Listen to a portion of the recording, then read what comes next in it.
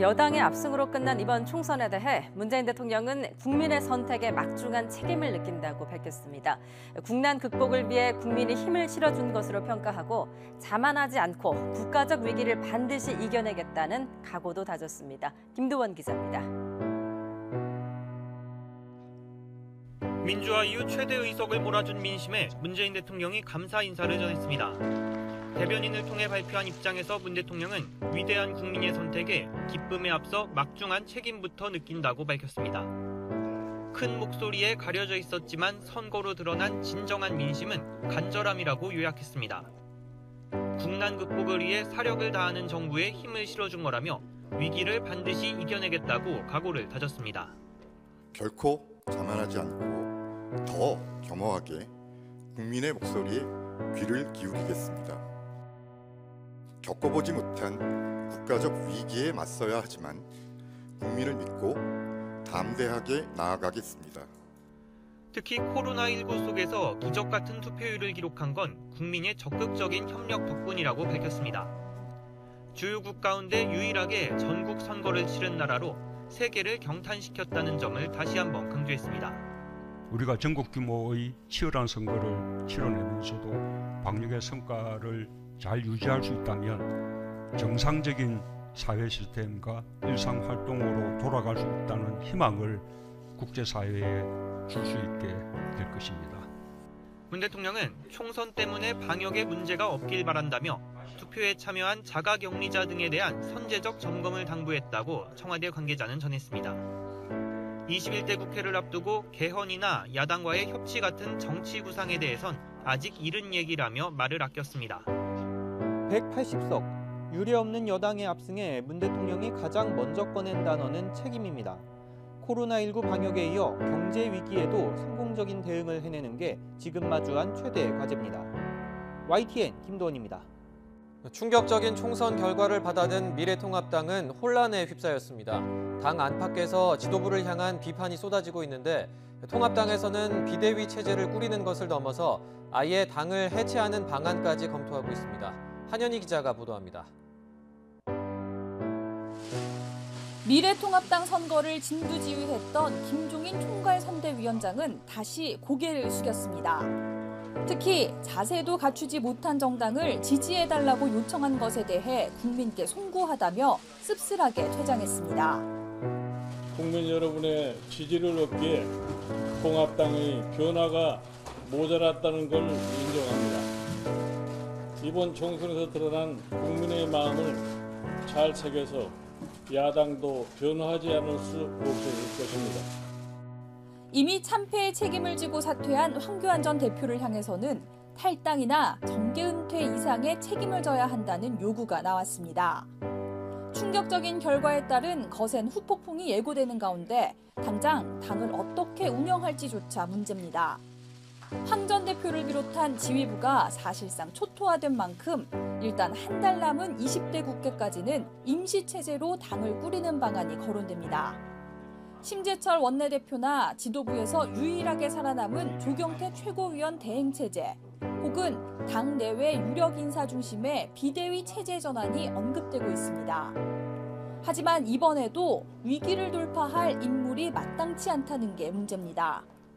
일단은 그 비대위 체제로 가야 될 텐데 그 비대위의 모습이 어떤 모습이 돼야 되고 또 비대위원장이 어떤 분이 돼야 될지는 조금 더 논의를 해봐야지 되지 않겠나 이렇게 생각을 합니다. 일각에서는 국민이 외면한 당을 아예 해산하고 다시 시작해야 한다는 요구도 나오고 있습니다. 통합당 핵심 관계자는 YTN과의 통화에서 당을 해산하는 방법도 검토하고 있다며 전무후무한 상황인 만큼 모든 가능성을 열어놓고 주말까지 대책을 논의할 것이라고 설명했습니다.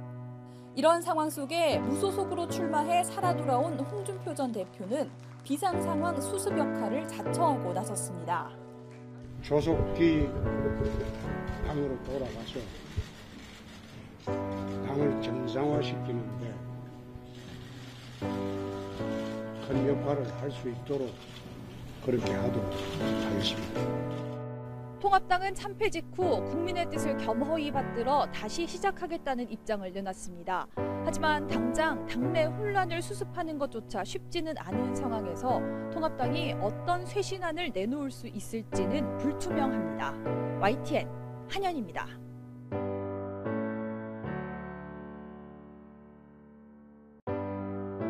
전 세계 컴퓨터 운영체제 시장을 제패한 빌 게이츠. 아마도 이 빌 게이츠를 모르는 사람들은 없으실 것 같은데요. 1975년에 마이크로소프트라는 회사를 창업해 지난 3월에 그동안 45년 동안 몸담은 마이크로소프트의 이사회에서 완전히 물러났는데 아내인 멜린다 게이츠와 함께 2000년에 설립한 사회공헌재단 빌 앤 멜린다 게이츠 재단을 설립해 질병 퇴치와 사회공헌 활동을 벌여오고 있는 상황인데요. 특히 전 세계 주요 국가들을 대상으로 전염병 퇴치를 위해서 상당히 많은 돈을 기부하고 있는 사람입니다. 더구나 이렇게 자선 사업가로 변신한 빌 게이츠는 몇 년 전부터 앞으로 사람들에겐 전염병이 가장 큰 위협이 될 수 있다고 경고하고 있었거든요. 그래서 이번 신종 바이러스 사태가 벌어지니까 게이츠 재단에서는 지난 2월에 백신 치료제 개발을 위해 1억 달러를 기부하기도 하면서 전염병 예방이나 기후변화에 대처하기 위해 나에게 더 세금을 부과하라 하라면서 노블레스 오블리주를 아주 적극적으로 실천하는 아주 대표적인 사업가로 알려져 있습니다. 그런데 이런 빌 게이츠가 한국 정부의 빠르고 강력한 바이러스 대응법을 배워야 한다면서 CNN이나 폭스뉴스 같은 미국 주요 언론과 인터뷰를 할 때마다 우리 문재인 정부의 바이러스 대응법을 언급하고 있는데요. 게다가 또 엊그제 문재인 대통령에게 직접 전화를 걸어서 도움을 달라며 요청하기도 했었죠. 그래서 인터넷이 아주 발칵 뒤집힐 정도로 심지어 우파라는 사람들이 멘붕을 경험하게 만들었는데요. 그렇다면 빌 게이츠가 우리 대한민국을 칭찬하는 이유는 왜일까? 그게 궁금한 거 아닙니까? 아니, 지금 미통당에서는 문재인 정부가 중국인들 입국 금지 안에서 피해가 막심하다. 미통당이 이번 총선에서 이기게 된다면 한 달 안에 방역 시스템을 만들겠다. 이렇게 떠들어대고 있는 상황 아닙니까? 그런데 빌 게이츠 회장은 우리 대한민국 정부가 아주 잘 해내고 있다며 칭찬하고 있는 상황이란 것이죠. 그럼 왜 빌 게이츠 회장은 우리나라를 콕 집어서 잘한다고 칭찬하고 있느냐? 그 이유는 딱 3가지로 정리할 수 있는데 그게 뭐냐면 한국은 감염자 수가 많았지만 검사와 검역을 강화하면서 확진자들의 동선 추적을 통해 무섭게 증가하던 감염자들의 그래프 곡선을 구부려 완만하게 만들었다. 그러니까 이 말은 지난 3일에 있었던 더 데일리 쇼라는 미국 정치 풍자 토크쇼에 출연한 빌 게이츠가 이번 신종 바이러스 확산에 대처하는 나라들 중에 가장 선제적인 국가로 우리 대한민국을 콕 집어 얘기하며 우리 한국인들 특유의 빨리빨리 문화에서 이유를 찾았다는 거거든요. 즉, 바이러스 진단 테스트를 빠르게 만들고 확진자들 동선을 빠르게 추적하고 그리고 또 확진자들이나 감염 의심자들을 빨리빨리 격리해버리는 정책. 이렇게 빠르게 검사율을 급격히 늘리며 검사 결과도 빠르게 받을 수 있는 방법을 잘했다고 칭찬하는 겁니다. 그래서 이렇게 빠른 진단 테스트나 철저한 격리 조치가 없었다면 중국 우한에서 하던 대로 강제적 봉쇄라는 조치밖에 없었을 것이라며 한국 정부의 대책이 중국보다 더 훌륭했다고 얘기하고 있는 건데요. 그러면서 또 빌 게이츠는 미국에선 한국에 비해 전염병이 더 널리 퍼졌다. 우리에게 가장 안 좋은 상황은 바이러스 검사 결과를 얻는데 무려 24시간 이상이 걸리기 때문에 감염력이 높은 가장 중요한 시간을 놓쳐서 이제는 극단적인 조치를 취하게 된다며 미국의 대응 방식을 비판하면서 정말 중요한 것은 속도다. 한국은 24시간 안에 검사 결과를 내놓는다라고 강조한 건데요. 그만큼 우리 한국 사람들은 빨리빨리 안 하면 아주 속 터져 죽는 민족 아닙니까? 아니, 오죽했으면 비행기를 타고 내릴 때도 우리 한국인들만 새벽부터 줄 서서 기다리고 있고 도착했습니다 라는 안내방송만 나와도 벌써 다 가방 싸들고 대기하고 있는 사람들이 바로 우리 한국인들이라며 외국 항공사 승무원들이 깜짝깜짝 놀란다고 하잖아요. 어쨌든 이 빌 게이츠 회장이 문재인 대통령에게 전화를 걸어서 대통령을 직접 만나서 감사드리고 싶었다. 한국이 세계 모범이 되고 있다. 문재인 대통령께서 지도력을 보여주셨다.